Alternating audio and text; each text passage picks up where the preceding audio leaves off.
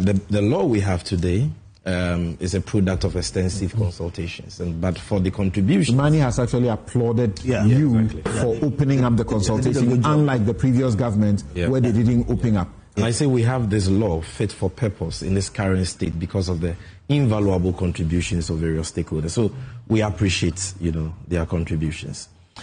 Unfortunately, in the case of my brother Kofi Bentil, I'm not really getting, the crux of the issues he's raising. First of all, let's understand why Ghana needs GoldBod. Look, gold is a precious mineral we've been endowed with as a country over the years. But we all agree that as a nation we have not derived the necessary benefits we ought to have derived from it. And that is because government has not taken keen interest in the trading of that precious mineral called gold. Our focus has been on royalties and taxes. But in terms of how gold is traded and how the states can maximize benefit from that, we've not done that as a country since independence. Okay? Nkrumah wanted to do something like that. And so in 1963, he set up the Diamond Marketing Board, which metamorphosed into PMMC. Okay?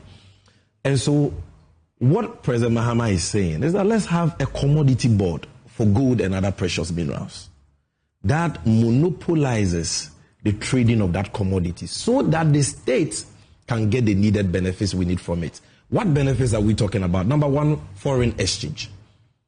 Gold is one of the highest earners of foreign exchange in the world. We've done something brilliant with cocoa, despite the challenges we've had with COCOBOD's management. Okay? COCOBOD has been a blessing to the state year in, year out, because it is the main commodity that brings in foreign exchange in advance for us as a people. We are able to get, under the NDC, the actual NDC government, COCOBOD could give us $2 billion in forex sitting at the Bank of Ghana at the beginning of the cocoa season. And that is what served as the bulwark of our national currency. The two main sources of forex for Ghana has been cocoa and borrowing from the Eurobond market, or borrowing in general. Today, COCOBOD has been mismanaged, is on its knees, collapsed by the NPP. They can't go and even syndicate funds again. Ghana as a country has also been locked out of the capital market. We can't go on the Eurobond market and borrow in dollars again. Where do we get dollars? For the woman at Makola who wants dollars to import rice or sugar from China. Where do we get dollars to support our currency? So the previous government started something which was good, a domestic gold purchasing program by the Bank of Ghana.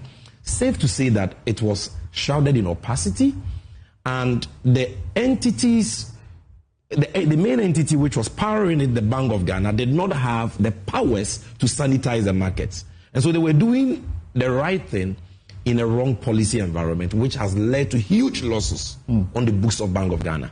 Bank of Ghana buys gold, MIF, another state agency buys gold, PMMC is buying gold, you have many traders, and the market is dominated by foreigners, mainly Indians and Chinese, and they are reaping the benefit of this important resource relative to trading. So Mahama and the NDC says, you know what? Let all these state agencies back out. Let's upgrade PMMC into GoldBod. And let this be the sole agency responsible for buying, selling, assaying, and exporting this mineral gold, so that we can track all the forex and bring the forex back. Today, Kofi Bentil may know, before Bank of Ghana intervened in the market, gold was being exported by bullion traders, 70% of whom are foreigners. Which is wrong, yes. And they are required by law to repatriate the dollars, the forex, within 30 days of export. It's only 80%, not 100%. Even that, they don't comply. Agreed.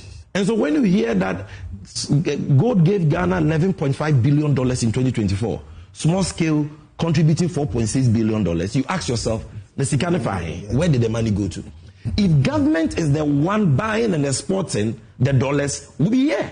You get the dollars every 3 days, every 4 days, the dollars is here. Now, so that is the whole rationale. We need dollars to stabilize the exchange rate. Government cannot see this important role to Chinese and Indians and private Ghanaians who have proven over the years that they are not interested in repatriating the forest. Agree. So government says, I'm intervening. I want to do this myself. You will continue to buy, but buy for me and I will do the export. I will even give you the money to buy. And I'm regulating you to make sure that you do not smuggle the gold. And we do not lose the needed revenue and dollars. And I even want to move from exporting Dory, unrefined gold, to exporting bullion through value addition. I want to move from the total export of all our Dory, unrefined gold, and even allocate some for the downstream fabrication companies to use gold for jewelry and other ornaments. I also want to ensure supply chain traceability so that the gold we get from small-scale mining, which at the moment is not accepted by the LBMA market, can be accepted and can form part of our gold reserves. This is the reason why we are doing GoldBod. Now, concern number one. You say that, number one, the last time a government sought to do this was Ejapa. Please, senior, this one you know. Ejapa is nothing like GoldBod.